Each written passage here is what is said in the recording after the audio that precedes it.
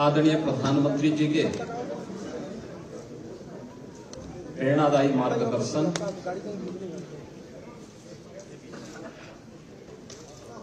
और उनके विजनरी नेतृत्व में सेवा, सुरक्षा और सुशासन के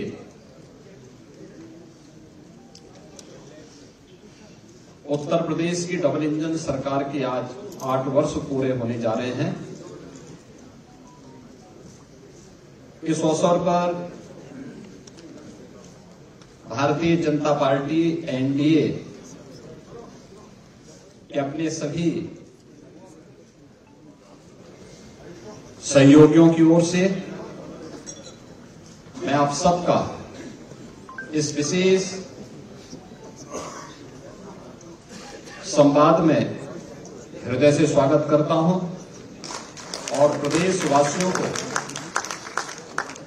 8 वर्ष की इस शानदार यात्रा के लिए, जिसमें उत्तर प्रदेश की 25 करोड़ जनता जनार्दन का व्यापक समर्थन और आशीर्वाद प्राप्त हुआ है, इसके लिए उन्हें मैं हृदय से बधाई भी देता हूं। अभी यहां पर मंच पर उपस्थित मंत्रिमंडल के मेरे वरिष्ठ सहयोगियों और एनडीए के जुड़े हुए हमारे सभी वरिष्ठ नेताओं ने 8 वर्ष की इन उपलब्धियों को लेकर के उत्तर प्रदेश की इस यात्रा को डबल इंजन सरकार ने कैसे आगे बढ़ाया है, इससे संबंधित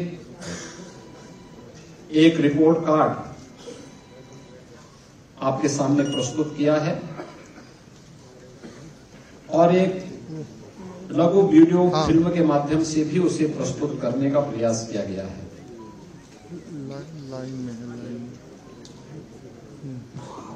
25, 26 और 27 मार्च को प्रत्येक जिला मुख्यालय पर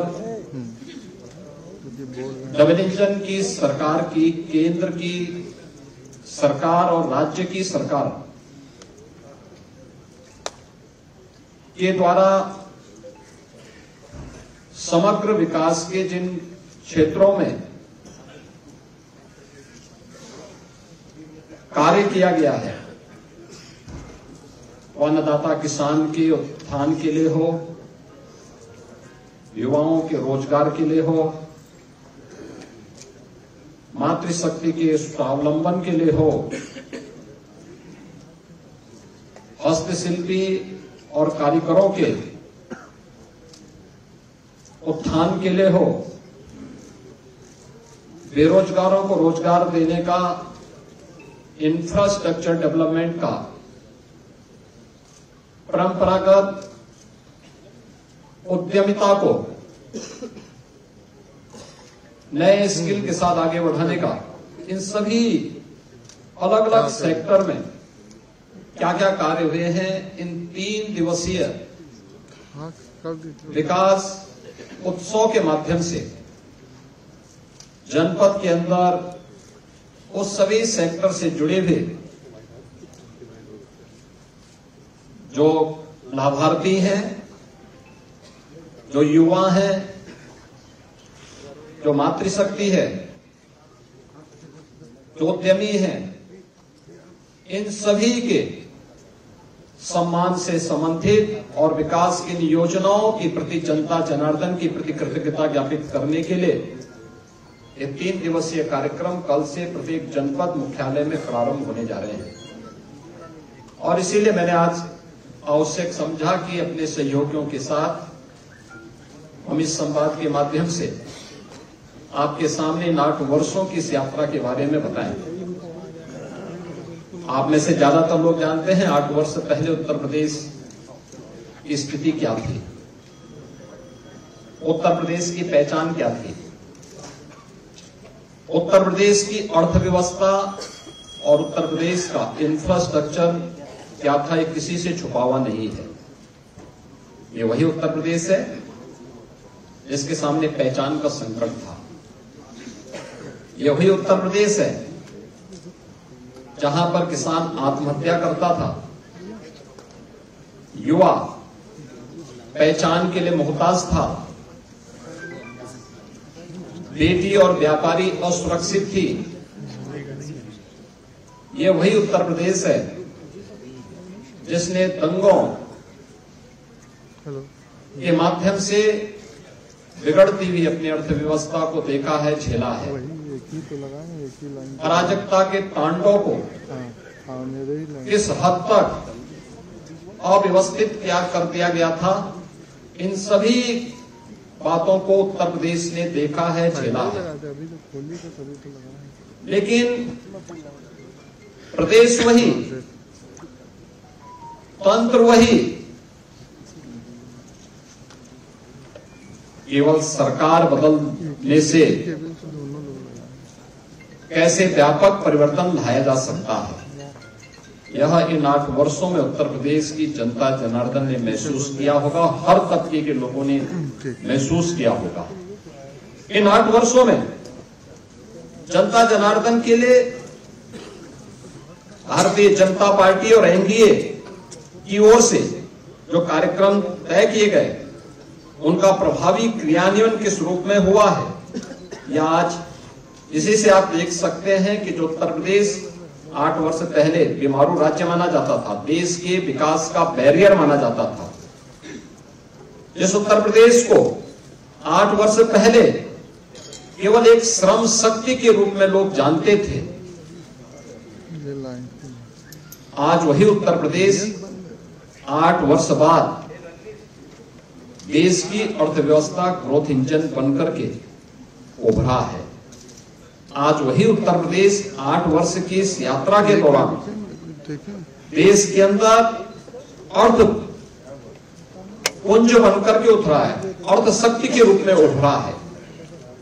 आज यही उत्तर प्रदेश प्रत्येक सेक्टर में जो देश के विकास का एक बैरियर माना जाता है, आज वही उत्तर प्रदेश देश के विकास का ब्रेक थ्रू बन करके उसको एक नई दिशा देने के लिए हर एक सेक्टर में आगे बढ़ता हुआ दिखाई दे रहा है। खासतौर पर अगर मैं एग्रीकल्चर सेक्टर की ही बात करूं, 2017 के पहले उत्तर प्रदेश के अंदर ये क्षेत्र पूरी तरह उपेक्षित था। हम लोगों ने हमेशा इस बात को माना है कि विकास की जो ये अवधारणा है, हमें पहले अपने उन सेक्टर को चिन्हित करना पड़ेगा जिसमें हमारे लिए सबसे आसान और सबसे महत्वपूर्ण संभावना है। उत्तर प्रदेश प्राचीन काल से ही इस दिशा में 2 सेक्टर में बहुत आगे बढ़कर के काम करने वाला राज्य रहा है। इसमें एक कृषि प्रधान देश, प्रकृति और परमात्मा के असीम कृपा का यह प्रदेश, अत्यंत उर्वरा भूमि, पर्याप्त मात्रा में जल संसाधन, हमारे पास एक बड़ी आबादी यहां निवास करती है।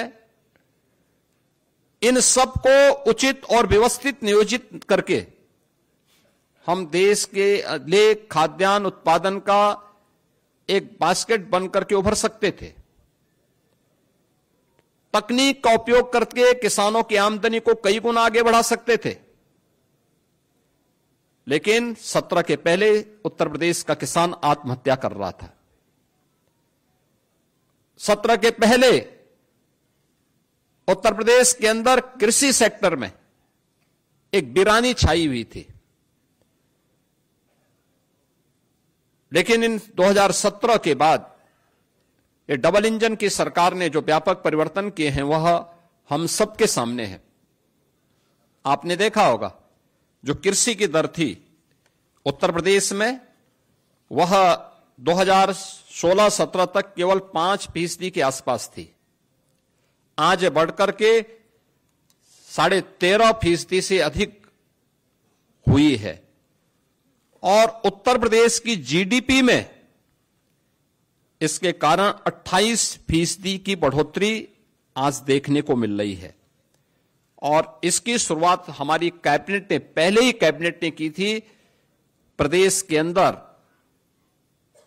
36,000 करोड़ रुपए की लागत से लघु और सीमांत किसानों के कर्ज माफी के कार्यक्रम को लेकर के आज उसी का परिणाम है कि जिस प्रदेश में 16-17 तक कुल यहां पे 557 लाख मीट्रिक टन खाद्यान्न का उत्पादन होता था, आज उसी प्रदेश में हम लोग गत वर्ष ही 668 लाख मीट्रिक टन से अधिक खाद्यान्न का उत्पादन किए हैं। यानी ये 20% खाद्यान्न के उत्पादन में बढ़ोतरी एक वर्ष में ही उत्तर प्रदेश के अंदर देखने को मिली है। प्रधानमंत्री ऋण मोचन की योजना से लेकर के प्रधानमंत्री किसान सम्मान निधि की योजना तक हर एक क्षेत्र में आज किसान को डीबीटी के माध्यम से धनराशि जाती है। प्रदेश में आज के दिन पर प्रधानमंत्री किसान सम्मान निधि में 2,61,000 से अधिक किसानों को 80,000 करोड़ रुपए से अधिक की धनराशि डीबीटी के माध्यम से उनके खातों में गई है। प्रदेश के अंदर सिंचाई की क्षमता में व्यापक बढ़ोतरी हुई है। ये वही प्रदेश है वर्षों से जहां पर सिंचाई की परियोजनाएं लंबित पड़ी हुई थी। अर्जुन सहायक हो, बाणसागर हो, सरयू नहर राष्ट्रीय परियोजना हो, 40 वर्षों से योजनाएं लंबित पड़ी हुई थी। इस दौरान इन 8 वर्ष के अंदर प्रदेश सरकार ने, डबल इंजन की सरकार ने प्रधानमंत्री कृषि सिंचाई योजना का सहयोग लेकर के इन सभी परियोजनाओं को पूर्ण किया। लगभग 23 लाख हेक्टेयर के अतिरिक्त सिंचाई की सुविधा उत्तर प्रदेश के अन्नदाता किसानों को दी। प्रदेश के अंदर कृषि विज्ञान केंद्र स्थापित कराए। प्रदेश के अंदर कृषि विश्वविद्यालयों का उन्नयन किया। एक नए कृषि विश्वविद्यालय की स्थापना के लिए और 20 नए कृषि विज्ञान केंद्रों को कुछ सेंटर ऑफ एक्सीलेंस स्थापित करने की दिशा में कार्य प्रारंभ किए। टेक्नोलॉजी मिली, अच्छे बीज मिले। परिणाम क्या हुआ? धान में, गेहूं में, दलहन में, तिलहन में, श्रीअन्न में, हर एक सेक्टर में उत्तर प्रदेश एक नई स्पीड के साथ आगे बढ़ता हुआ दिखाई दिया।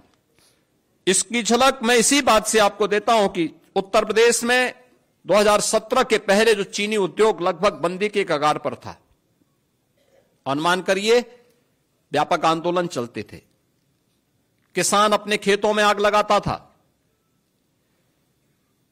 वर्षों तक जब 2017 में हम लोग आए थे तो 2008-9 से लेकर के 2017 तक गन्ना किसानों का गन्ना मूल्य का हजारों करोड़ रुपया बकाया था चीनी मिलों पर।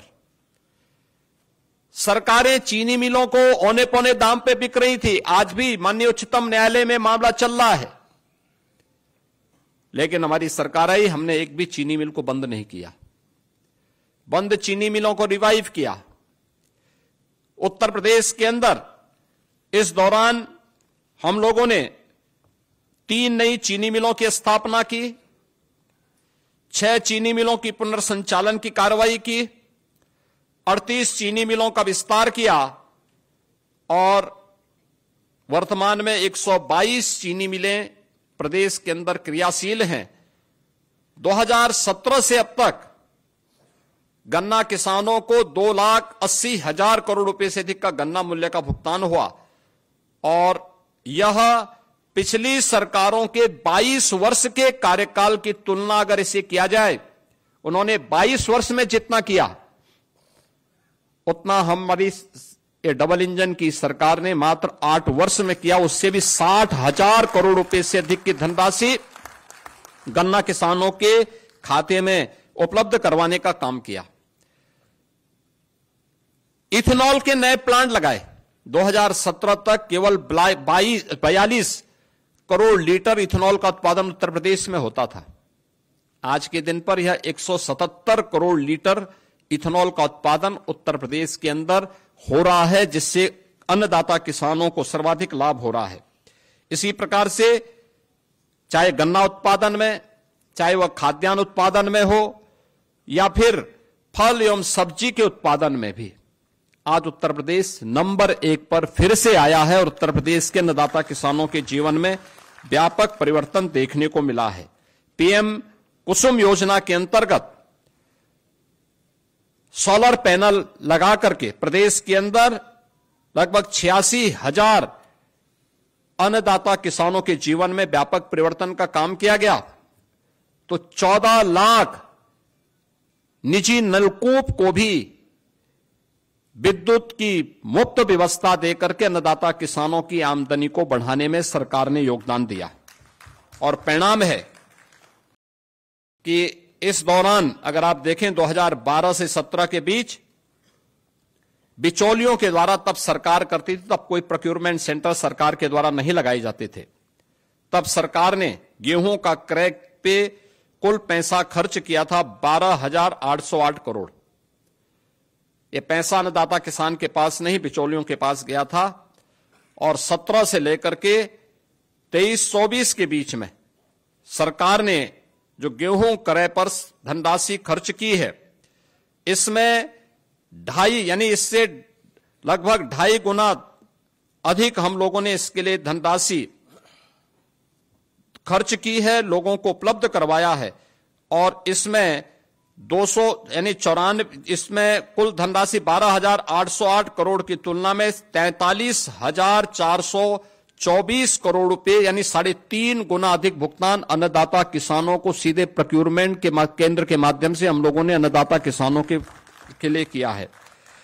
ऐसे धान के क्रय में भी 12 से 17 के बीच 17,190 करोड़ रुपए का कुल भुगतान बिचौलियों को हो पाया था, क्योंकि किसान सरकार के तत्कालीन सरकार के एजेंडे में कहीं नहीं था। इस दौरान 2017 से लेकर 2024 के बीच सरकार ने 5 गुना अधिक यानी 88,746 करोड़ रुपए का धान का मूल्य डीबीटी के माध्यम से अन्नदाता किसानों के खाते में करने का काम किया। प्रदेश के अंदर 32 लाख हेक्टेयर से अधिक भूमि को बाढ़ से बचाव करने में सरकार ने सफलता प्राप्त की है और मुख्यमंत्री कृषक दुर्घटना बीमा के अंतर्गत हर अन्नदाता किसान को, उनके परिवार के सदस्यों को, बटाईदार को भी हम लोगों ने 5 लाख रुपए की सुरक्षा बीमा का कवर किया कि अगर कभी बाढ़ से, आकाशीय बिजली से या किसी अन्य दुर्घटना से, एक्सीडेंट से या वन्य जीव संघर्ष में उनकी दुखद मौत होती है तो सरकार इसके लिए उन्हें 5 लाख रुपए की एक सुरक्षा बीमा का कवर भी देगी। और आज हम लोग लगातार इस योजना के माध्यम से प्रदेश के सभी किसानों को आच्छादित किए हुए हैं। तो इस दौरान प्रदेश के अंदर निराश्रित गोवंश की समस्या का समाधान करने में भी ये डबल इंजन की सरकार को सफलता प्राप्त हुई, जिसमें 7,700 से अधिक गौआश्रय स्थल के माध्यम से 12,50,000 से अधिक गोवंश का संरक्षण सरकार अपने स्तर पर कर रही है। और सहभागिता योजना के माध्यम से 1,05,000 पशुपालकों को 1,63,000 से अधिक गोवंश उनकी सुपुर्दगी में दिया गया है, जिसमें प्रति गोवंश प्रति माह अन्नदाता किसान को सरकार 1,500 रुपए का भुगतान करती है एक गोवंश के लिए। और इसी प्रकार से कुपोषित परिवारों को भी 10,000 गोवंश देने का काम सरकार ने इस दौरान किया है। उन्हें भी ये राशि हम उपलब्ध करवाते हैं। मित्रों, 2017 के पहले प्रदेश की कानून व्यवस्था की स्थिति आप सबके सामने है। हर व्यक्ति जानता है, हर दूसरे तीसरे दिन एक दंगा होता था, न बेटी सुरक्षित थी, न व्यापारी सुरक्षित था। प्रदेश के बारे में लोगों की परसेप्शन का अंदाजा इसी से लगाया जा सकता था कि हमारा युवा अपनी पहचान के लिए मोहताज होता था। आज कानून व्यवस्था में उत्तर प्रदेश ने एक लंबी छलांग लगाई और महाकुंभ प्रयागराज इसका उदाहरण है। 45 दिनों के इस महाआयोजन में कोई छेड़छाड़ की घटना नहीं, कोई लूटपाट की घटना नहीं, कोई अपहरण की घटना नहीं, कोई भी ऐसी घटना नहीं जिससे आने वाले श्रद्धालुओं को किसी भी प्रकार का कोई असंतोष का भाव पैदा करने का अवसर प्राप्त हुआ हो। प्रदेश वही है, लेकिन इसके लिए जो ये व्यापक परिवर्तन हुआ है, इस व्यापक परिवर्तन का कारण है कि इन 8 वर्षों में सरकार ने व्यवस्थित तरीके से उत्तर प्रदेश पुलिस के बल को एक सिस्टम के साथ जोड़ा है। आप अनुमान करिए, अब तक उत्तर प्रदेश पुलिस बल में पिछले 8 वर्ष में, जब 2017 में हम लोग आए थे, 1.5 लाख पुलिस कार्मिकों के पद खाली थे। सरकार की नियत पर जनता जनार्दन को भी और माननीय न्यायालय को भी संदेह था, क्योंकि भर्ती की प्रक्रिया पारदर्शी नहीं हो सकती थी, नहीं करते थे। लेकिन पहली बार हुआ जब पारदर्शी भर्ती की प्रक्रिया के माध्यम से सरकार ने 1,56,000 से अधिक पुलिस कार्मिकों की भर्ती, जो आज सेवा दे रहे हैं, उन्हें उत्तर प्रदेश पुलिस बल का हिस्सा बनाया है। और अभी हाल ही में 60,200 से अधिक पुलिस कार्मिकों की नई भर्ती भी संपन्न की है, जिन्हें कुछ ही दिनों के अंदर ट्रेनिंग की प्रक्रिया के साथ जुड़ने का अवसर प्राप्त होगा। यानी आप अनुमान कर सकते हैं कि 2,16,000 से अधिक केवल पुलिस कार्मिक अकेले उत्तर प्रदेश पुलिस बल में भर्ती हुए हैं। और ये भर्ती की प्रक्रिया के साथ साथ उत्तर प्रदेश में जब 17 में हम लोग आए थे, 10 जनपद ऐसे थे जहां कोई पुलिस लाइन नहीं थी। पुलिस के बैरक की स्थिति आप देख सकते थे, सब टूटे फूटे थे, कोई व्यवस्था उनके लिए नहीं थी। ट्रेनिंग मात्र 6,000 पुलिस कार्मिकों की ट्रेनिंग की क्षमता थी। आज उनके इंफ्रास्ट्रक्चर को बढ़ाया गया। सभी 10 जनपद जहां पे कोई पुलिस लाइन नहीं थी, या तो पुलिस लाइन का निर्माण पूरा किया गया, बल्कि पुलिस कुछ जगह निर्माण का कार्य पूरा किया या निर्माणाधीन है। हर जनपद में, हर थाने में पुलिस की अवस्थापना सुविधाओं के लिए बैरक का निर्माण किया गया। पुलिस की ट्रेनिंग क्षमता को कई गुना बढ़ाया गया। जिस प्रदेश में मात्र 6,000 पुलिस कार्मिकों की ट्रेनिंग हो सकती थी, पहली बार होगा और उत्तर प्रदेश देश का पहला राज्य होगा जो 60,244 पुलिस कार्मिकों की एक साथ ट्रेनिंग कराने जा रहा है। एक साथ ट्रेनिंग कराने जा रहा है, और ये प्रदेश के अंदर ही ट्रेनिंग होने जा रही है। ऐसा भी नहीं कि हम कहीं दूसरे राज्यों में या कहीं अन्य जगह भेज रहे हों। ये अपने आप में उत्तर प्रदेश सरकार के द्वारा उठाए गए उन कदमों का परिणाम है, जो पिछले कुछ समय के अंदर हम लोगों को देखने को मिला है। और परिणाम आपके सामने है। एनसीआरबी की जो रिपोर्ट है, कितना परिवर्तन आया है, यह आप सबके सामने है। पिछली सरकारों ने दंगाइयों के काल के रूप में जाने जाने वाली पीएससी की 54 कंपनियों को समाप्त कर दिया था। यानी उन्होंने एक व्यवस्था, एक साजिश की थी कि जब यहां पे पीएससी ही नहीं रहेगी तो फिर इसके बाद दंगाइयों को खुली छूट मिल जाएगी। हमारी सरकार आई, हमने इन सभी कंपनियों को फिर से बहाल किया, बल्कि महिला बटालियन की 3 महिला नई बटालियन भी गठित की। प्रदेश के अंदर अन्य महत्वपूर्ण स्थलों पर भी 5 नई पीएससी की बटालियन के गठन की प्रक्रिया को आगे बढ़ाया। एयरपोर्ट, मेट्रो की सुरक्षा के लिए, अन्य महत्वपूर्ण संस्थानों की सुरक्षा के लिए स्पेशल सिक्योरिटी फोर्स का भी गठन किया और उसकी 6 वाहिनियां गठित की।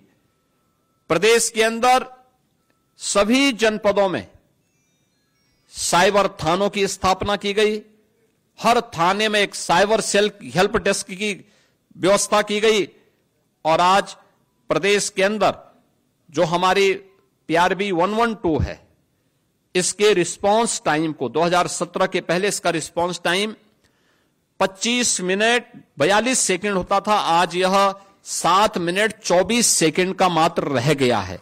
यानी आम जनता को कितनी जल्दी न्याय मिल सकता, उस तक पुलिस का रिस्पांस कितनी फास्ट होगी, इसी से आप अंदाजा लगा सकते हैं। और प्रदेश के अंदर गृह विभाग, नगर विकास विभाग और जन सामान्य की मदद से 11 लाख से अधिक सीसीटीवी कैमरे भी लगाए गए। 11 लाख टीवी, यानी जो माननीय उच्चतम न्यायालय ने निर्भया कांड के बाद देश के अंदर एक व्यवस्था दी थी कि सेफ सिटी की परिकल्पना कैसे साकार होगी, सीसीटीवी कैमरे के माध्यम से उसे आच्छादित करने में उत्तर प्रदेश देश का पहला राज्य है जिसने अपने सभी 17 म्युनिसिपल कॉरपोरेशन के साथ साथ गौतम बुद्ध नगर में सीसीटीवी की कार्रवाई को पूरी तरह आच्छादित करने का काम किया है। ये सभी सीसीटीवी कैमरे आज वहां पर कार्य कर रहे हैं। किसी भी समाज में नारी की सुरक्षा, सम्मान और स्वावलंबन का कार्य संपूर्ण समाज के स्वावलंबन का आधार बनता है। आदरणीय प्रधानमंत्री जी ने इसके लिए नारी सशक्तिकरण के लिए नारी वंदन अधिनियम भी देश की संसद ने पारित किया है। उत्तर प्रदेश ने शुरू से इस पर ध्यान दिया है। अभी हम लोगों ने 60,200 पुलिस कार्मिकों की भर्ती संपन्न की है। आप अनुमान करिए 1947 से लेकर के 2017 तक उत्तर प्रदेश पुलिस बल में मात्र 10,000 महिला पुलिस कार्मिक थी और अकेले एक भर्ती में जो अभी होली के एक दिन पहले भर्ती संपन्न हुई है, इस भर्ती में 12,000 से अधिक महिला कार्मिक अकेले भर्ती हुई हैं। इससे पहले 1,26,000 की जो भर्ती संपन्न हुई, 1,56,000 की जो भर्तियां हम लोगों ने यहां पे संपन्न की थी, 25,000 से अधिक महिला कार्मिक उसके माध्यम से हम लोगों ने उत्तर प्रदेश पुलिस बल का हिस्सा बनाया है। और आज उसी का परिणाम है कि उत्तर प्रदेश में जो महिला वर्कफोर्स है 2017-18 के पहले जो 13-14% के आसपास थी, आज वो बढ़कर के 35% से अधिक हुई है। प्रदेश के अंदर मातृवंदना योजना में, केंद्र सरकार की प्रधानमंत्री मातृवंदना योजना में 60 लाख माताएं इससे लाभान्वित हो रही हैं। तो बेटी के जन्म लेने से लेकर के स्नातक तक की पढ़ाई के लिए दी जाने वाली 25,000 रुपए की सहायता में उत्तर प्रदेश की 22,11,000 बेटियां इस योजना का लाभ प्राप्त कर रही हैं। प्रदेश के अंदर वीसी सखी सभी 57,000 ग्राम पंचायतों में बैंकिंग की सुविधा में अपना योगदान दे रही हैं। तो महिला स्वयंसेवी समूह में लगभग 1 करोड़ बहनें योगदान देकर के आर्थिक स्वावलंबन की दिशा में अपना योगदान दे रही हैं। मुख्यमंत्री सामूहिक विवाह योजना में 4,76,000 से अधिक सामूहिक विवाह के संपन्न हुए हैं, जिसके लिए इस बार के बजट में सरकार ने तय किया है कि 51,000 से अब इस राशि को बढ़ा करके अप्रैल से इसको 1 लाख रुपए करने की घोषणा भी की है, जिसको हम अप्रैल में लागू करने जा रहे हैं। प्रदेश के अंदर उत्तर प्रदेश राज्य ग्रामीण आजीविका मिशन के अंतर्गत भी 95 लाख से अधिक महिलाओं को इस कार्यक्रम के माध्यम से स्वावलंबन के साथ जोड़ने का कार्य हुआ है और 2 लाख से अधिक महिलाएं पीएम स्वनिधि योजना में स्ट्रीट वेंडर में लगी हुई महिलाओं को उस योजना के साथ जोड़ा गया है और 1 करोड़ महिलाओं को पीएम स्वामित्व योजना में, जहां पे झोपड़ी है, जहां पे मकान है, वहां का मालिकाना अधिकार देने का काम ये देश के अंदर नंबर 1 पर उत्तर प्रदेश ने सर्वाधिक घरौनी, पीएम घरौनी देने का काम उत्तर प्रदेश ने किया है। प्रदेश के अंदर उत्तर प्रदेश में 7 जनपदों में हम लोगों ने इस बजट में व्यवस्था की है कि कामकाजी महिलाओं के लिए पुण्य श्लोका लोकमाता अहिल्याबाई होलकर के नाम पर वाराणसी, मेरठ, प्रयागराज, कानपुर, झांसी, आगरा और गोरखपुर में कामकाजी महिलाओं के लिए छात्रावास के निर्माण की कार्रवाई को भी हम लोग इस नए बजट में क्रियान्वित करने जा रहे हैं। मित्रों, प्रदेश वही है जिस प्रदेश का युवा पहले अपनी पहचान के लिए मोहताज था। आज उत्तर प्रदेश का नौजवान हो, अन्नदाता किसान हो, उत्तर प्रदेश की कोई बेटी या बहन हो या उत्तर प्रदेश का व्यापारी या उद्यमी, जीवन के किसी भी क्षेत्र का कोई युवा या समाज का कोई भी व्यक्ति आज जब उत्तर प्रदेश के बाहर जाता है तो उसके सामने अब पहचान को छुपाने की समस्या नहीं होती है। आज वो बड़े गर्व के साथ अपने आप को उत्तर प्रदेश वासी कह सकता है और नए भारत का नया उत्तर प्रदेश किस रूप में अपनी युवा शक्ति के बल पर आगे बढ़ रहा है, यह हम इसी से अंदाजा लगा सकते हैं कि 2016-17 में जिस उत्तर प्रदेश की बेरोजगारी दर 19% से अधिक थी, आज वह घट करके मात्र 3% रह गई है। चाहे वह कृषि के सेक्टर में किए गए परिवर्तन हो या फिर एमएसएमई सेक्टर में, सूक्ष्म लघु मध्यम उद्यम के क्षेत्र में, या अपने हस्तशिल्पी और कारीगरों के उन्नयन के माध्यम से, उनके स्किल डेवलपमेंट के माध्यम से उत्तर प्रदेश पहला राज्य था जिसने ओडीओपी की स्कीम चलाई, वन डिस्ट्रिक्ट वन प्रोडक्ट के माध्यम से परंपरागत उद्यम को प्रोत्साहित करने का काम किया। इसने उत्तर प्रदेश के एक्सपोर्ट को 86,000 करोड़ रुपए से बढ़ा करके 2 लाख करोड़ रुपए से अधिक बढ़ाने का काम किया है और उत्तर प्रदेश भी एक एक्सपोर्ट स्टेट के रूप में स्थापित हो सकता है, उत्तर प्रदेश ने साबित किया है। उत्तर प्रदेश में हम लोगों ने अब तक 8 लाख से अधिक भर्तियां, सरकारी नौकरियां उत्तर प्रदेश के युवाओं को दी है। एमएसएमई सेक्टर में 2 करोड़ से अधिक युवा इनके साथ यहां पे या तो नौकरी या स्वतः रोजगार के साथ जुड़ा है और साथ साथ निवेश की जो व्यापक संभावनाएं उत्तर प्रदेश के अंदर बनी है, इनमें भी उत्तर प्रदेश ने बड़े पैमाने पे उत्तर प्रदेश के युवाओं को इसके साथ जोड़ने का काम किया है। प्रदेश में आज के दिन पर 50 लाख से अधिक युवाओं को हमने डिजिटली सक्षम बनाने में सफलता प्राप्त की है, जिसे टैबलेट और स्मार्टफोन देकर के उन्हें इस दिशा में आगे बढ़ाने का काम किया है। तो आज उत्तर प्रदेश के अंदर हम देख सकते हैं कि सबसे बड़ा एमएसएमई का base 96 lakh MSME unit UP के पास है। अपने हस्तशिल्पी और कारीगरों के लिए विश्वकर्मा श्रम सम्मान की जैसी स्कीम आज उत्तर प्रदेश चला रहा है, जिसमें लाखों ऐसे हस्तशिल्पी और कारीगरों के स्किल डेवलपमेंट के लिए उन्हें फ्री में टूल किट उपलब्ध कराने, सस्ते में लोन उपलब्ध करवाने की कार्रवाई को आगे बढ़ाने का काम किया है। और वर्तमान में एक नई स्कीम मुख्यमंत्री युवा उद्यमी स्कीम, जो अब तक की बहुत लोकप्रिय स्कीम होने जा रही है, जिसमें 31 मार्च तक 1 लाख नए युवा उद्यमी उत्तर प्रदेश बनाने के लक्ष्य रखे हैं। उस कार्यक्रम को हम लोग आगे बढ़ाने जा रहे हैं, जिसमें 5 लाख रुपए तक का ब्याज मुक्त ऋण प्रथम चरण में, मार्जिन मनी 10% और गारंटी मुक्त लोन देने की कार्रवाई को भी सरकार आगे बढ़ा रही है। शिक्षा, जिस प्रदेश की स्थिति ऐसी रही हो कि नकल जन्मसिद्ध अधिकार कुछ लोग मानते थे, आज वहां नकल विहीन परीक्षाएं हो रही हैं। बेसिक शिक्षा परिषद के स्कूल जो बंदी के कगार पर थे, आज उनमें 50 लाख से अधिक बच्चों की बढ़ोतरी। उन सभी बच्चों को 1200 रुपए 2 यूनिफॉर्म के लिए, बैग के लिए, बुक्स के लिए, शूज और सॉक्स के लिए, स्वेटर के लिए सरकार डीबीटी के माध्यम से उपलब्ध करवाने का कार्य कर रही है। सभी विद्यालयों में बालक बालिकाओं के लिए टॉयलेट की व्यवस्था, पेयजल की व्यवस्था, डिजिटल लाइब्रेरी की व्यवस्था, अच्छी फ्लोरिंग की व्यवस्था, ये सभी कुछ से आच्छादित करने में सफलता प्राप्त हुई है। साथ साथ माध्यमिक स्कूलों में जर्जर पड़े भवनों के पुनर्निर्माण के लिए प्रदेश सरकार ने अलंकार योजना के माध्यम से एक नई स्कीम प्रारंभ की है और इसको भी तेजी के साथ आगे बढ़ाने का काम कर रही है। अब जर्जर विद्यालय नहीं होंगे। प्रदेश के अंदर हर एक कमिश्नरी में एक विश्वविद्यालय हो, राज्य विश्वविद्यालय हो। ऐसी 6 कमिश्नरी ऐसी थी जहां कोई राज्य विश्वविद्यालय नहीं था।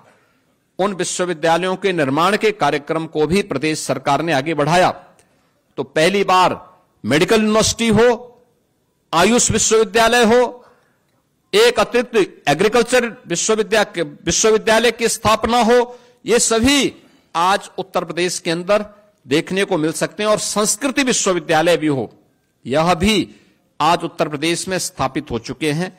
प्रदेश ने इस दिशा में 8 नए विश्वविद्यालय, यानी इस दिशा में 10 नए विश्वविद्यालय, 21 निजी क्षेत्र के विश्वविद्यालयों की स्थापना में भी सफलता प्राप्त की है और युवाओं को प्रतियोगी परीक्षाओं की तैयारी के लिए प्रत्येक जनपद में मुख्यमंत्री अभ्युदय कोचिंग की व्यवस्था भी आज के दिन पर संचालित है। प्रदेश के अंदर अनुसूचित जाति जनजाति के सभी छात्रों को आज के दिन पर हम लोग स्कॉलरशिप उपलब्ध करा रहे हैं, 100% स्कॉलरशिप दे रहे हैं।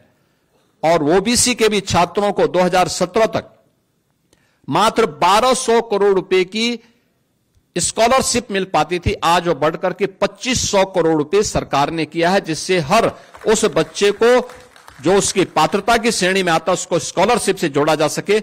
आज उसमें भी सरकार को सफलता प्राप्त हुई है। उत्तर प्रदेश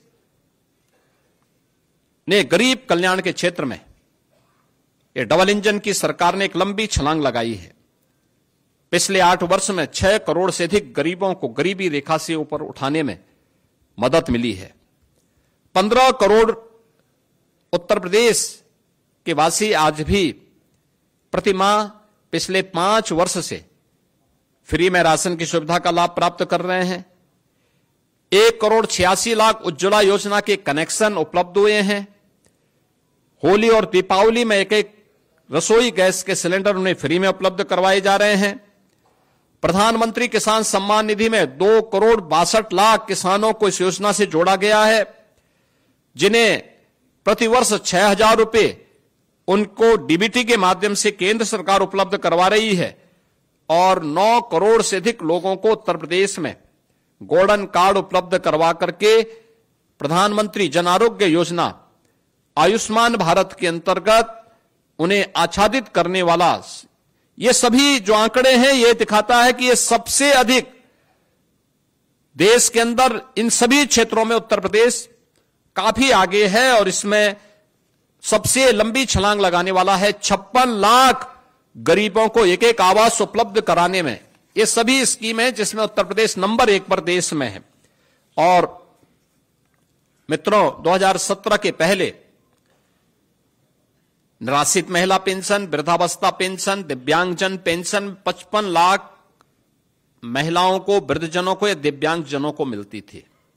आज ये संख्या बढ़कर के 1,06,00,000 महिलाओं को, वृद्धजनों को और दिव्यांगजनों को उत्तर प्रदेश दे रही है। 2017 के पहले पेंशन की राशि हुआ करती थी मात्र 300। आज इसको हम 1,000 रुपए महीने उन लोगों को डीबीटी के माध्यम से दे रहे हैं। इसके अलावा डीबीटी में लाभार्थियों तक सीधा पैसा पहुंचाने में भी देश में उत्तर प्रदेश नंबर 1 पर है। यानी अकेले 24-25 में 9 करोड़ 8 लाख से अधिक लोगों तक 1,10,000 करोड़ रुपए से अधिक का भुगतान डीबीटी के माध्यम से हुआ है। इसके माध्यम से प्रदेश सरकार को 10,000 करोड़ रुपए की बचत हुई है। और अभी वर्तमान में सरकार इस नए वित्तीय वर्ष में और सबसे बड़ी आबादी का राज्य होने के बावजूद जीरो पॉवर्टी के लक्ष्य को प्राप्त करने के लिए कृत संकल्पित होकर के कार्य कर रही है। हम नए वित्तीय वर्ष अब 1 अप्रैल से प्रारंभ होगा तो इसमें उससे लॉन्च करने जा रहे हैं। इंफ्रास्ट्रक्चर के लिए प्रदेश के बारे में एक मान्यता थी, जहां से गड्ढे शुरू हो जाएं समझ लो उत्तर प्रदेश की सीमा आ गई। सड़क में गड्ढा है या गड्ढे में सड़क है ये पता नहीं लगता था। आज मित्रों, आप गूगल में सर्च करिए, आपको पता लगेगा एक्सप्रेसवे कौन है तो नाम आएगा उत्तर प्रदेश। 6 एक्सप्रेसवे वर्तमान में उत्तर प्रदेश के अंदर संचालित है। 11 पे हम कार्य कर रहे हैं, या तो निर्माणाधीन है या प्रस्तावित हैं, जिन पे नए वित्तीय वर्ष में काम प्रारंभ होने जा रहा है। और गंगा एक्सप्रेसवे के बनते ही देश के अंदर एक्सप्रेसवे में उत्तर प्रदेश का 55% हिस्सेदारी अकेले उत्तर प्रदेश की होगी। सबसे बड़ा रेल नेटवर्क यूपी के पास, सबसे ज्यादा मेट्रो का संचालन उत्तर प्रदेश के अंदर हो रहा है। 2017 के पहले क्या था? लखनऊ में आधी अधूरी मेट्रो थी, 1.5 एक्सप्रेसवे थे। आज 6 एक्सप्रेसवे हैं, 11 पे हम काम करने जा रहे हैं। आज 6 सिटी, देश के अंदर सर्वाधिक 6 सिटी में मेट्रो का संचालन यूपी कर रहा है। देश की पहली रैपिड रेल यूपी के अंदर है, दिल्ली से मेरठ के बीच में। और देश का पहला वाटरवे हल्दिया वाराणसी के बीच में यह संचालित हो चुका है। यानी लैंडलॉक्ड स्टेट से उत्तर प्रदेश मुक्त हो चुका है और इनलैंड वाटरवे अथॉरिटी का गठन करके उत्तर प्रदेश वाटरवे की सुविधा को वाराणसी से प्रयागराज तक और बलिया से अयोध्या तक पहुंचाने के लिए पूरी प्रतिबद्धता के साथ आगे बढ़ रहा है, जिससे इन संभावनाओं के माध्यम से उत्तर प्रदेश के प्रोडक्ट को एक्सपोर्ट के माध्यम से दुनिया के बाजार तक पहुंचाया जा सके और यहां के अन्नदाता किसानों का, यहां के हस्तशिल्पी और कारीगरों का और यहां के उद्यमियों की इनकम को बढ़ाकर के प्रदेश की अर्थव्यवस्था को और सुदृढ़ किया जा सके, इस दिशा में सरकार कार्य कर रही है। आज इंटर स्टेट कनेक्टिविटी हमारी 4 लेन की हुई है। हर जनपद मुख्यालय 4 लेन के साथ जुड़ा है। प्रदेश सरकार ने हाईवे के एक बड़े नेटवर्क को अपने यहां जोड़ा है और उत्तर प्रदेश इस दिशा में काफी एक अच्छी प्रोग्रेस के साथ देश के अंदर है, क्योंकि ये हाईवे इसी दिशा में जो प्रयास किए जाते हैं, ये किसी भी अर्थव्यवस्था की सबसे रीढ़ के रूप में काम करती है।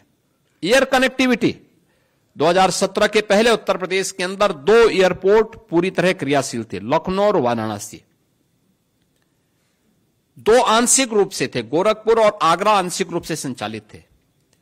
आज उत्तर प्रदेश के अंदर 16 एयरपोर्ट क्रियाशील हैं और उनमें से 4 इंटरनेशनल एयरपोर्ट हैं और देश का सबसे बड़ा एयरपोर्ट जेवर में बहुत शीघ्र प्रारंभ होने वाला है।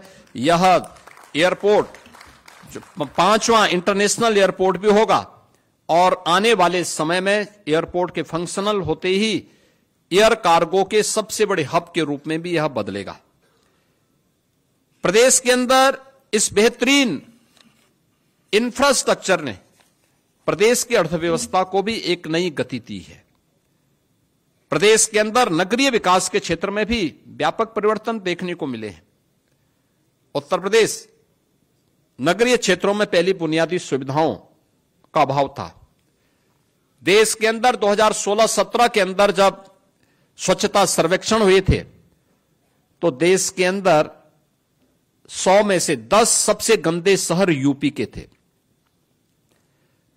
जहां देखो गंदगी का अंबार था, न बिजली थी, न पानी थी, न कनेक्टिविटी थी, न सुरक्षा थी। आज उत्तर प्रदेश के अंदर केंद्र सरकार की मदद से आदरणीय प्रधानमंत्री जी ने 10 सिटी को स्मार्ट सिटी के रूप में और राज्य स्मार्ट सिटी मिशन के अंतर्गत 7 अन्य सिटी को स्मार्ट सिटी मिशन के अंतर्गत लेकर 17 म्युनिसिपल कॉरपोरेशन को हम लोगों ने स्मार्ट सिटी के रूप में विकसित किया है और ये स्मार्ट ही नहीं, इन्हें सेफ सिटी भी बनाया है। आईटीएमएस भी यहां काम कर रहा है। सरकार ने इस बार के बजट में व्यवस्था दी है कि हर जिला मुख्यालय की नगर पालिका को या नगर निकाय को हम लोग स्मार्ट सिटी के रूप में विकसित करने का काम करेंगे। इस बार के बजट में हमने इसके लिए धनराशि भी उपलब्ध करवाई है। प्रदेश के अंदर आज एक नए विकास के कॉन्सेप्ट को एनसीआर नेशनल कैपिटल रीजन की तर्ज पर प्रदेश के अंदर अलग अलग क्षेत्रों में हम लोगों ने स्टेट डेवलपमेंट रीजन को डेवलप करने की एक दिशा में एक आगे बढ़ाने की कार्रवाई की है। जैसे लखनऊ में स्टेट कैपिटल रीजन, लखनऊ और उसके आसपास के क्षेत्र को लेकर, वाराणसी में वाराणसी और उसके आसपास के क्षेत्र को लेकर, कानपुर में कानपुर और उसके आसपास के क्षेत्र को लेकर के ये डेवलपमेंट रीजन बनाने, जिससे व्यवस्थित और नियोजित विकास को हम वहां पे आगे बढ़ा सकें। उसके एक मास्टर प्लान के माध्यम से वहां के नागरिकों के जीवन में व्यापक आमूलचूल परिवर्तन करके उनकी आय को कई गुना बढ़ा सकें, इस दिशा में कार्य करना सरकार ने प्रारंभ किया है।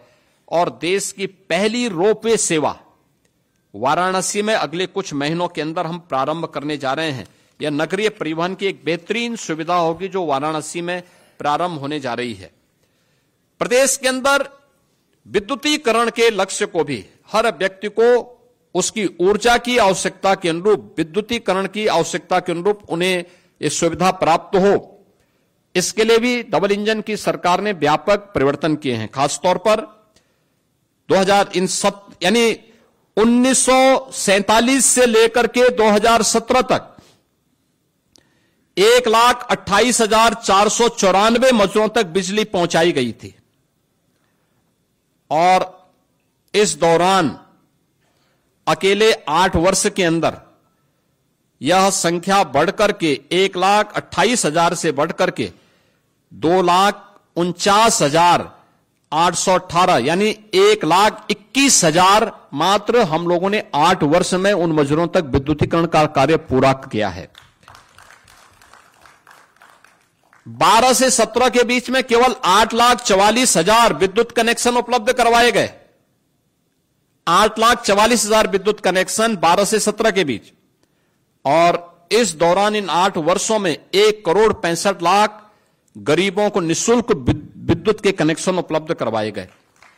पहले बिजली आती नहीं थी और आज ग्रामीण क्षेत्र में 18 घंटे, तहसील मुख्यालयों में 20 घंटे और जनपद मुख्यालयों में 24 घंटे विद्युत की आपूर्ति प्रदेश सरकार के द्वारा 2017 से निरंतर की जा रही है। पावर जनरेशन के लिए भी सरकार ने अनेक कदम उठाए हैं। खासतौर पर नए जनरेशन प्लांट घाटमपुर में 660 मेगावाट की 3 नई यूनिट यह स्थापित हो रही हैं। लगभग कार्य पूरा हो चुका। पनकी में 660 मेगावाट की विद्युत उत्पादन का कार्य यह कंप्लीट हो चुका है।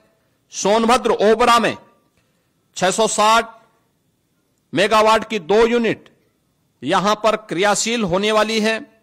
और जवाहरपुर एटा में भी 660 मेगावाट की 2 यूनिट कंप्लीट हो चुके हैं, कार्य होने जा रहा है। और प्रयागराज मेजा में 800 मेगावाट की 3 नई यूनिट के निर्माण के कार्यक्रम के साथ हम एनटीपीसी के साथ मिलकर के इस कार्यक्रम को आगे बढ़ा रहे हैं। यह जनरेशन कि इतना विद्युत का उत्पादन जिस राज्य में केवल इससे पहले 2017 के पहले कुल 6,000 मेगावाट की विद्युत की आपूर्ति राज्य अपने स्रोत से कर पा रहा था, आज उससे ज्यादा विद्युत का उत्पादन के साथ साथ हम लोग पीक आवर में 33,33,000 मेगावाट की बिजली की आपूर्ति प्रदेशवासियों को हम लोग कर रहे हैं। वर्तमान में प्रदेश सरकार कर रही है।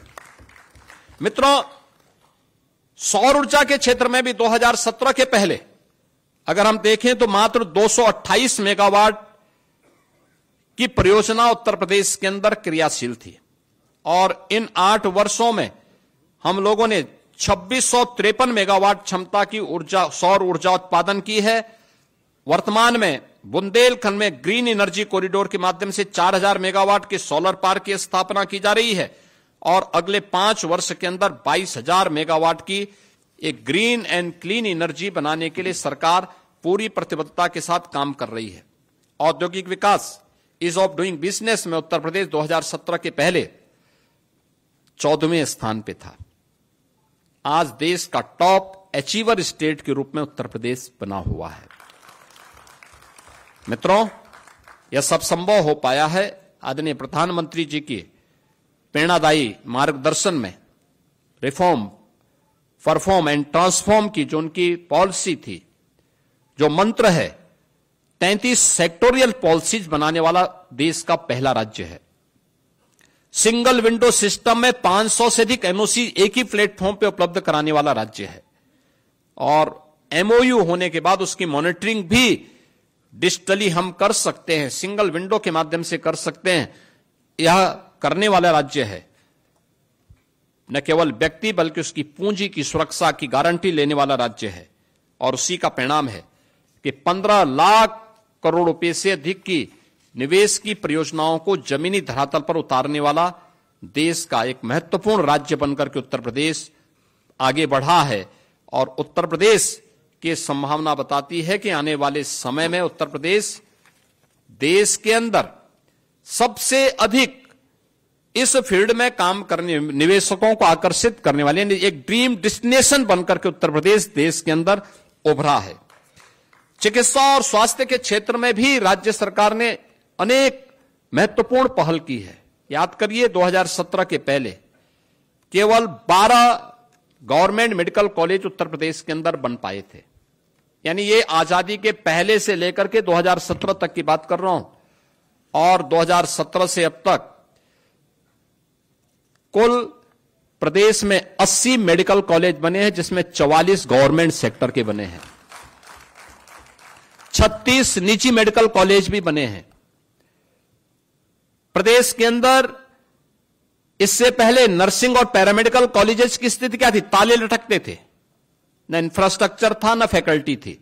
आज प्रदेश के अंदर हर मेडिकल कॉलेज में नर्सिंग कॉलेज बनाने की कार्रवाई को तेजी के साथ आगे बढ़ाने का कार्य हो रहा है। प्रदेश के अंदर हम लोगों ने जो 36 जनपद ऐसे थे जिनमें संचारी रोग में, खासतौर पर इंसेफ्लाइटिस से उत्तर प्रदेश के मासूम तड़प तड़प करके मरते थे, आज उस पर प्रभावी नियंत्रण करने में उत्तर प्रदेश ने सफलता प्राप्त की है। और मुझे बताते हुए प्रसन्नता है कि 2017 की तुलना में आज 2024 में एक्यूट इंसेफ्लाइटिस से 85% और जापानी इंसेफ्लाइटिस से 99% नियंत्रण करने में सरकार को सफलता प्राप्त हुई है। इसी प्रकार से डेंगू की मृत्यु दर को लगभग 95% कम करने में सफलता प्राप्त की है। मलेरिया पर 56% की कमी आई है। और आज प्रदेश के अंदर हम लोगों ने प्रदेश के अंदर आयुष्मान भारत में उत्तर प्रदेश देश के अंदर नंबर 1 पर है। मुख्यमंत्री आरोग्य मेले के माध्यम से लगभग 13.5 करोड़ रोगी उसके माध्यम से लाभान्वित हो रहे हैं। और जो विभिन्न मेडिकल कॉलेजेस की संख्या बढ़ाने के बाद जो सीट्स बढ़ी हैं, एमबीबीएस में 17 में मात्र 1990 सीट्स थी, आज वो बढ़कर के 5250 हुई हैं। निजी मेडिकल कॉलेजेस में भी ये सीट्स 2550 से बढ़कर के 6550 हुई हैं।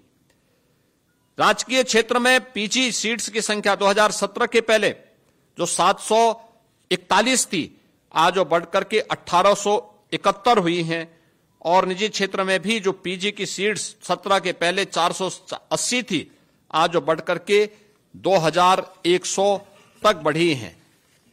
प्रदेश में सुपर स्पेशलिटी 2017 में मात्र कुछ ही मेडिकल कॉलेजेस में भी उसकी भी बहुत कम ब्रांचेज हुआ करती थी। आज लगभग हर एक जनपद में सुविधा है।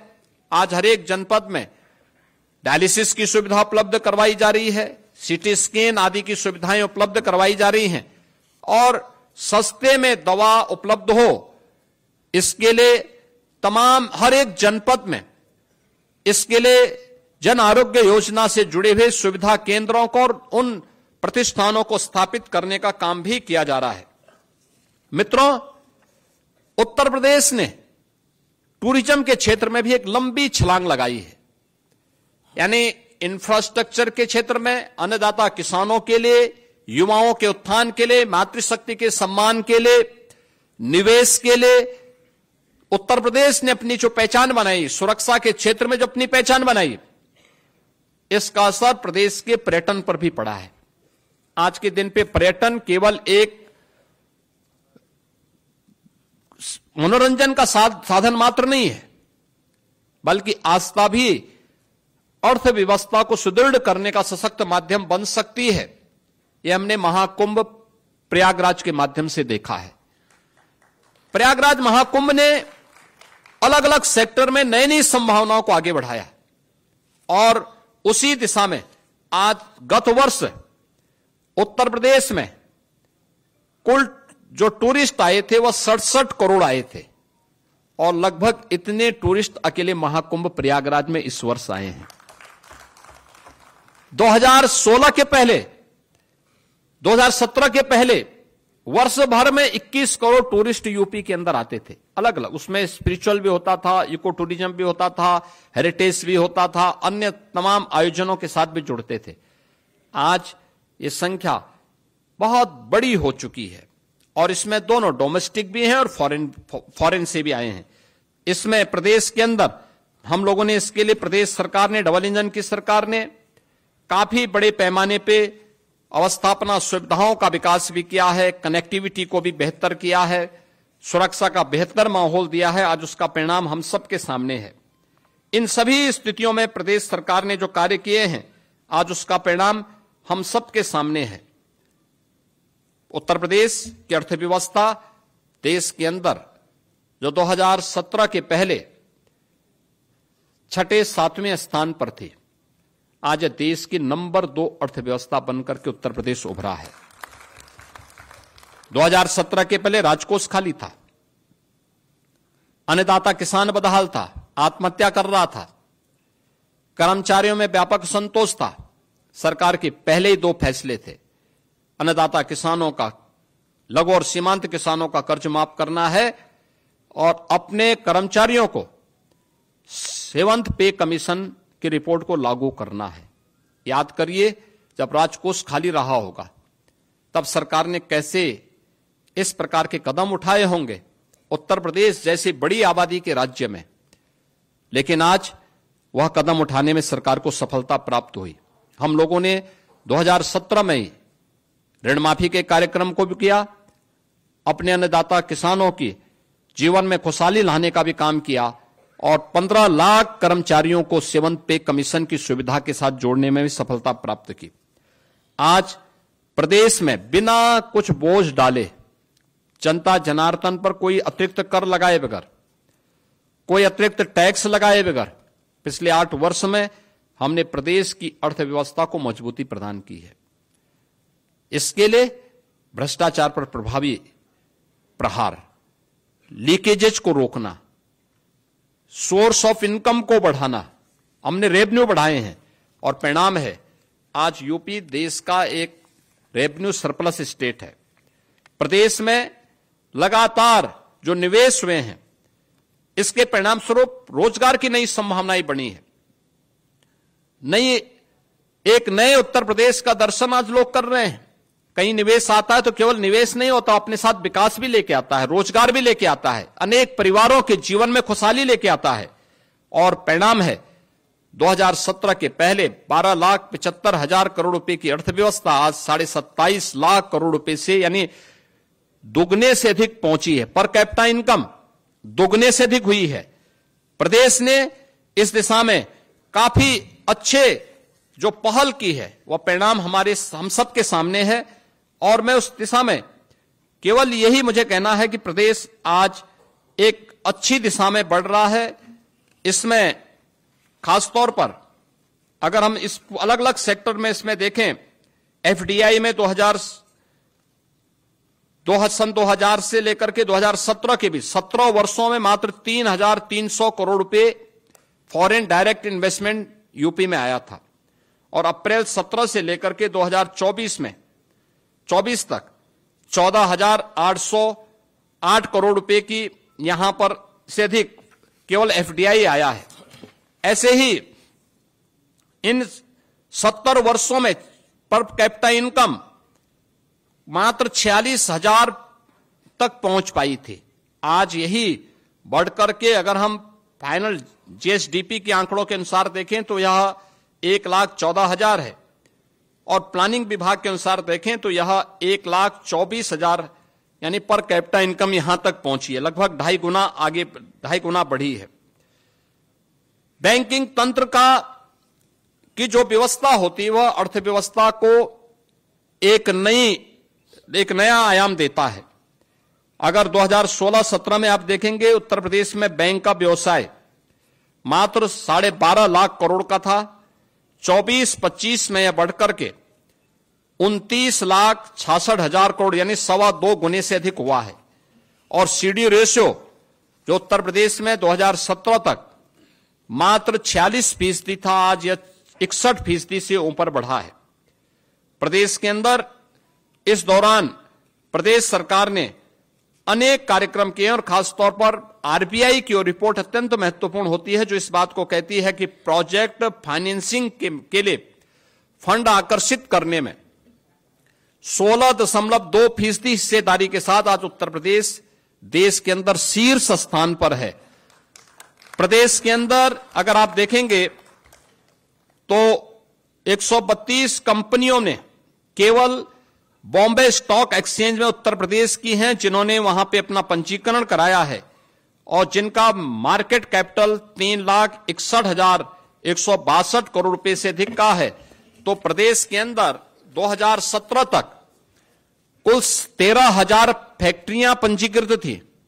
आज इनकी संख्या इन 8 वर्ष में, यानी 13,070 वर्षों में, और अगर 8 वर्ष में आप देखें तो इनकी संख्या बढ़कर के 26,900 से अधिक हो चुकी है। यह संख्या बताती है कि उत्तर प्रदेश एक अच्छी दिशा में आगे बढ़ा है। ये जो कुछ भी हुआ है, ये जो आज यूपी का परसेप्शन बदला है, ये जो कुछ भी आज परिवर्तन हर एक सेक्टर में आज हम सबको देखने को मिल रहा है, वह टीम भावना से, नेक नियति से, ईमानदार प्रतिबद्धता के साथ किए गए प्रयासों का परिणाम है। और उसका परिणाम हमारे सामने है कि हम खाद्यान्न उत्पादन में आज उत्तर प्रदेश देश में नंबर 1 है, गन्ना उत्पादन में नंबर 1 पर है, आलू उत्पादन में उत्तर प्रदेश नंबर 1 पर है, इथेनॉल की आपूर्ति करने वाला सबसे बड़े राज्य के रूप में उत्तर प्रदेश फिर से उभरा है। ईज ऑफ डूइंग बिजनेस में चीफ अचीवर स्टेट के रूप में उत्तर प्रदेश ने अपनी मजबूत उपस्थिति दर्ज की है। बैंकों से प्रोजेक्ट फाइनेंसिंग में भी उत्तर प्रदेश आज देश के अंदर शीर्ष स्थान पर है। आयकर रिटर्न भरने वालों की संख्या देश के अंदर नंबर 2 पर उत्तर प्रदेश है। जेम पोर्टल से सर्वाधिक खरीद फरोख्त करने वाले में राज्य उत्तर प्रदेश नंबर 1 पर है। कौशल विकास की नीति को लागू करने वाले राज्यों में उत्तर प्रदेश नंबर 1 पर है। सबसे अधिक एमएसएमई रखने वाला राज्य उत्तर प्रदेश है। पीएम आवास योजना, पीएम किसान सम्मान निधि, पीएम उज्ज्वला योजना, पीएम स्वनिधि योजना, पीएम स्वामित्व योजना, प्रधानमंत्री अटल पेंशन योजना, स्वच्छ भारत मिशन, प्रधानमंत्री जनधन योजना, प्रधानमंत्री सुरक्षा बीमा योजना, प्रधानमंत्री जीवन ज्योति बीमा योजना, अटल पेंशन योजना, इन सभी में उत्तर प्रदेश आज नंबर 1 पर है। ये योजनाएं बताती हैं कि उत्तर प्रदेश के अंदर पिछले 8 वर्ष के अंदर जीवन के प्रत्येक क्षेत्र में डबल इंजन की सरकार ने आदरणीय प्रधानमंत्री जी के मार्गदर्शन में जो कदम बढ़ाए हैं, वह एक सही दिशा में बढ़ाए गए कदम हैं। और यह बताता है कि उत्तर प्रदेश आज देश के अंदर हर एक सेक्टर में जो उसका ग्रोथ रेट है, एग्रीकल्चर में, एमएसएमई में, इंफ्रास्ट्रक्चर में और अर्थव्यवस्था के अलग अलग सेक्टर में भी, वह दिखाता है कि उत्तर प्रदेश बहुत शीघ्र, अगर आदरणीय प्रधानमंत्री जी ने देश को $5 ट्रिलियन की इकोनॉमी बनाने के एक बड़े लक्ष्य को देशवासियों के सामने रखा है और उसके परिणाम हमारे सामने भी हैं। 2014 में जिस देश की अर्थव्यवस्था 10वें 11वें स्थान पर थी, आज वह देश दुनिया का 5वीं बड़ी अर्थव्यवस्था है। 2027 में 3री बड़ी अर्थव्यवस्था बनेगा। उत्तर प्रदेश आज नंबर 2 की देश की अर्थव्यवस्था है। $1 ट्रिलियन की इकोनॉमी प्राप्त करने के लिए जो प्रयास डबल इंजन की सरकार ने प्रारंभ किए हैं और ग्रोथ रेट को अपना बढ़ाया है, प्रत्येक सेक्टर में व्यापक परिवर्तन देखने को मिला है। आने वाले समय में उत्तर प्रदेश देश की शीर्ष अर्थव्यवस्था बनेगा, इसमें कोई संदेह नहीं होगा। और इस दिशा में कार्य करने के लिए पूरी टीम पूरी तत्परता के साथ कार्य कर रही है। मैं इन 8 वर्षों में उत्तर प्रदेश को अपना मार्गदर्शन प्रदान करने और यशस्वी नेतृत्व से समय समय पर उपकृत करने के लिए आदरणीय प्रधानमंत्री जी का, राष्ट्रीय अध्यक्ष श्री जगत प्रकाश नड्डा जी का, केंद्रीय रक्षा मंत्री माननीय श्री राजनाथ सिंह जी का, केंद्रीय गृह मंत्री श्री अमित शाह जी का, केंद्रीय मंत्रिमंडल के सभी माननीय मंत्रियों का, देश के अंदर विकास के लिए काम करने वाली उन सभी संस्थाओं का जो अपने विजनरी नेतृत्व में, प्रधानमंत्री जी के विजनरी नेतृत्व में कार्य करते हुए देश को आगे बढ़ाने में अपनी मदद कर रहे हैं, उन सभी संस्थाओं का, उत्तर प्रदेश के अपने संगठन के पदाधिकारियों का, प्रदेश मंत्रिमंडल के अपने वरिष्ठ सहयोगियों का, सभी अपने सहयोगी दलों का, एनडीए के अपने सभी घटक दलों का, इन सभी का भी मैं हृदय से इस अवसर पर अभिनंदन करता हूं, इन्हें धन्यवाद देता हूं कि इन्होंने पिछले 8 वर्ष के अंदर प्रदेश के अंदर जो स्केल था उसको स्किल और स्पीड के साथ जोड़ने में जो एक टीम भावना का परिचय दिया है, आज उसी का परिणाम हमारे सामने एक नए भारत के, नए उत्तर प्रदेश के रूप में देखने को मिल रहा है। और हम विश्वास के साथ कह सकते हैं कि यही स्पीड उत्तर प्रदेश को देश की नंबर 1 की अर्थव्यवस्था बनाने में मददगार साबित कर होगी। मैं एक बार फिर से प्रदेशवासियों का इस 8 वर्ष की शानदार यात्रा में योगदान के लिए उनका हृदय से अभिनंदन करते हुए बधाई देता हूं और विश्वास करता हूं कि 3 दिवसीय जनपदीय विकास उत्सव में उन सब की भागीदारी, उत्तर प्रदेश के प्रत्येक जनपद में और अलग अलग सेक्टर में हुए विकास के कार्यों को जनता जनार्दन को देखने का अवसर प्राप्त होगा। मैं इसी के साथ आप सबको भी हृदय से धन्यवाद देता हूं जिन्होंने एक सकारात्मक पहल के माध्यम से सरकार की योजनाओं को आम जन तक पहुंचाने में मदद की है।